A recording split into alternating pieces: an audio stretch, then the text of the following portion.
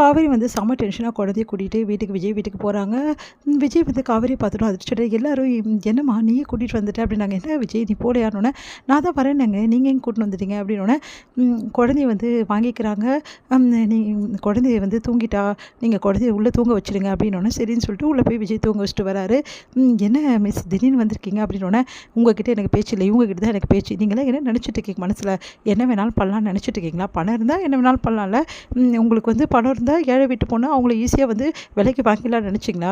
என்னம்மா என்னென்னமோ சொல்கிற அப்படின்னு வேறு என்ன சொல்ல முடியும்? எனக்கு கல்யாணம் ஆகலைன்னு தெரியும்ல, உங்கள் பிள்ளைக்கு கல்யாணம் ஆகிடுச்சுன்னு உங்களுக்கு தெரியும்ல, அப்போ எப்படிங்க ஒரு கல்யாணம் ஆனவருக்கு ஒரு குழந்தை இருக்கிறவருக்கு வந்து என்ன பொண்ணு கேட்டு வருவீங்க? நீங்கள் எந்த தைரியத்தில் இதெல்லாம் நீங்கள் செய்கிறீங்க? ஒன்றும் புரியல எனக்கு, எந்த மாதிரி ஆளுங்க நீங்கள்லாம் அப்படின்றாங்க. அது என்ன கேட்டுட்டு இங்கே பாருமா காவேரி நான் சொல்கிறது அப்படின்னு தாத்தா சொல்கிறாரு. பாருங்கள் தாத்தா நான் எல்லாருக்கும் சொல்கிறேன், தேவையில்லாமல் இந்த மாதிரி வேலையெல்லாம் பண்ணிங்கன்னா அப்புறம் நல்லா இருக்காது சொல்லிட்டேன். ஏற்கனவே அவருக்கு கல்யாணம் ஆகி ஒய்ஃப் இருக்காங்கல்ல, ஏதோ பிரச்சனையில் பிரிஞ்சிருக்காங்க, அவங்க 2 பேரும் ஒன்றா சேர்த்து வைக்கணும்னு படியை பார்த்தீங்கன்னா அது கரெக்டு. அதை விட்டுட்டு அதை டோட்டலாக விட்டுட்டீங்க, இந்த வேற ஒரு பொண்ணை பார்த்து கல்யாணம் பண்ணணும்னு நினைக்கிறீங்க. என்னங்க நியாயம் இதெல்லாம் கொஞ்சம் கூட சரியில்லைங்க அப்படின்றாங்க. இங்கே பாருங்கள் இன்னொரு வாட்டி இந்த எண்ணத்தோடு எங்கள் வீட்டுக்கு வந்தீங்கன்னா அப்புறம் நடக்கிறதே வேறு. போனால் போதுன்னு வந்து குழந்தைக்கு அன்பு செலுத்தினா அதே அட்வான்டேஜ் எடுத்துக்கிட்டு இந்த வீட்டுக்கு என்ன மருமக்களாக பார்க்குறீங்களே, நீங்களாம் மனுஷங்களா அப்படி சொல்லிட்டு டென்ஷனாக எங்கே வந்து போகிறாங்க. அதை பார்த்து விஜய் பின்னாடி ஓடி வராரு. காவேரி மிஸ் ஒரு நிமிஷம் இல்லைங்க மிஸ் அப்படின்னோடனே உங்களுக்கு என்ன சார் வேணும் அப்படின்றாங்க. இங்கே பாருங்கள் மிஸ் இதுக்கும் எனக்கு எந்த சம்மந்தமும் இல்லை, எனக்கு தெரியாமல் தான் இந்த விஷயம் நடந்திருக்கு. அவங்க என்கிட்ட இந்த விஷயத்தை சொல்லவே சொல்லலை, சொல்லியிருந்தேன் நான் கண்டிப்பாக வேணாம் தான் சொல்லியிருப்பேன். அவங்க எனக்கு தெரியாமல் உங்கள் வீட்டுக்கு பொண்ணு கேட்டு வந்திருக்காங்க, தப்பாக நினச்சிக்காதீங்க மிஸ் ப்ளீஸ் மிஸ் அப்படின்னோடனே அப்படியே பார்த்துட்டு முறைச்சிட்டு போகிறாங்க. ஐயோ இப்படி நான் என்ன பண்ண போகிறேன்னு தெரியலையே அப்படின்னு விஜய் வராரு. என்னடா அந்த பொண்ணு வந்து அப்படி கத்திட்டு போகிறா, என்ன நினச்சிட்டு இருக்கா காவேரி, இப்படி பேசிகிட்டு இருக்கா, எனக்கு எப்படி வாய் துடிச்சு தெரியுமா? ஓம் புருஷனுக்கு பொண்ணு கேட்டால் என்ன தப்பு இருக்குது அப்படின்னு சொல்லிட்டு கேட்கலாம் தான் நினச்சேன். ஐயோ சித்தி நீங்கள் கேட்டிருந்தீங்க வேறு மாதிரி பிரச்சனையாக இருக்கும். இங்கே பாரு விஜய் இது கொஞ்சம் கூட சரியில்லை, இஷ்டத்துக்கும் காவேரி பேசிட்டு போகிறா, அவர் நிலைமையிலேருந்து பார்த்தா அது கரெக்டு தானே அப்படின்னு தாத்தா சொல்கிறாரு. என்னப்பா நீங்களும் இப்படி சொல்கிறீங்க, வேறு என்ன சொல்கிறது, நம்ம பண்ண தப்பு தானே, இப்போ தான் நான் யோசிக்கிறேன்.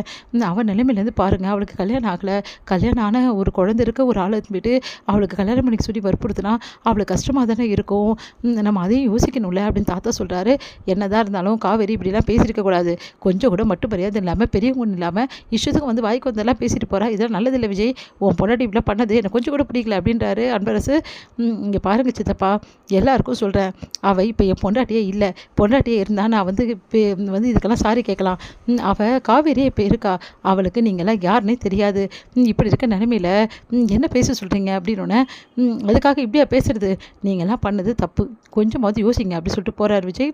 அடுத்து வந்து இங்கே காவேரி வந்து செம்ம டென்ஷனாக வீட்டுக்கு வராங்க. அதை பார்த்து சாரதா என்னடி நினச்சிட்டு இருக்க, என்னடி பண்ணாங்க போய் அப்படின்னோடனே ஏன் உனக்கு ஃபோன் பண்ணி உங்கள் தும்பி சொல்லலையா அப்படின்னோடனே என்ன காவேரி இப்படி பேசுகிற, வேற என்ன சொல்கிறது, இங்கே பாருங்கள் இதுக்கப்புறம் இந்த மாதிரி எண்ணத்தோட எங்கள் வீட்டுக்கு வராதிங்க, நான் பக்காவாக சொல்லிட்டேன், இதுக்கப்புறம் அவங்க இங்கே வரமாட்டாங்க, அதே மாதிரி குழந்தைக்கிட்டையும் நான் டிஸ்டன்ஸ் மெயின்டைன் பண்ணலான்னு இருக்கேன் அப்படி சொல்லிட்டு போகிறாங்க காவேரி.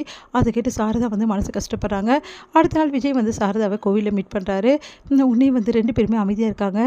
உடனே வந்து மாப்பிள்ளை தப்பாக நினச்சிக்காதீங்க மாப்பிள்ளை, காவேரி வந்து உங்கள் வீட்டில் இப்படிலாம் பேசியிருக்கக்கூடாது, உங்கள் வீட்டில் இருக்கவங்களாம் என்ன சொன்னாங்க மாப்பிள்ளை அப்படின்னோடனே விடுங்க அத்தை என்னத்தை பேசுகிறது, வீட்டில் உள்ளவங்களாம் கொஞ்சம் கஷ்டமாக தான் இருந்தது, ஏன்னா காவேரி பழைய மாதிரி தான் இருக்கா, காவேரி கொஞ்சம் கூட மாறல அத்தை, எனக்கு அதுதான் தோணுச்சு அப்படின்னோடனே ஆமாம் மாப்பிள்ளை அவள் எப்படி மாறுவா அப்படின்னோடனே சரி வீட்டில் உள்ளவங்களாம் தாத்தா எல்லோரும் என்ன நினச்சாங்க உங்கள் தாத்தா எல்லோரும் அப்படின்னோடனே என்ன நினைப்பாங்க, அவங்களுக்குலாம் வருத்தம் தான், ஆனால் இருந்தாலும் அவங்க பண்ணது தப்புன்னு நான் புரிய வச்சிட்டேன். இங்கே பாருங்க அத்தை இந்த பிரச்சனை இதோட விட்டுருங்க, இதுக்கப்புறம் இது வேணாம், ஆனால் காவேரி பழையபடி என்கிட்ட பேசுவாளா, குழந்தைகிட்ட பழகுவாளா, எனக்கு பயமாக இருக்காது அப்படின்னோடனே இங்கே பாருங்கள் மாப்பிள்ளை இதுக்கப்புறமும் நான் இங்கே சும்மா இருந்தால் வேலைக்கு ஆகாது, என்ன சொல்கிறீங்க அத்தை, எனக்கு நான் ஒரு முடிவு பண்ணிட்டேன், காவேரி ரொம்ப பிடிவாதமாக இருக்கா, அவளை நானான்னு பார்த்துட்றேன், எப்படியாவது உங்ககிட்ட காவேரி சேர்க்கணும்னு நான் முடிவு பண்ணிட்டேன், இப்படியே காவேரி விட்டுட்டேன்னா வேறு மாதிரி ஆகிடும் மாப்பிள்ள, எனக்கு என்னவோ ரொம்ப பயமாக இருக்குது, அதனால் பிடிவாதம் பிடிச்சிட்டு போகிறா, இந்த பேச்சு இதுவரையும் இருக்கட்டும், எப்படியாவது உங்களுக்கும் அவளுக்கும் கல்யாணம் பண்ணிடணும் மாப்பிள்ள,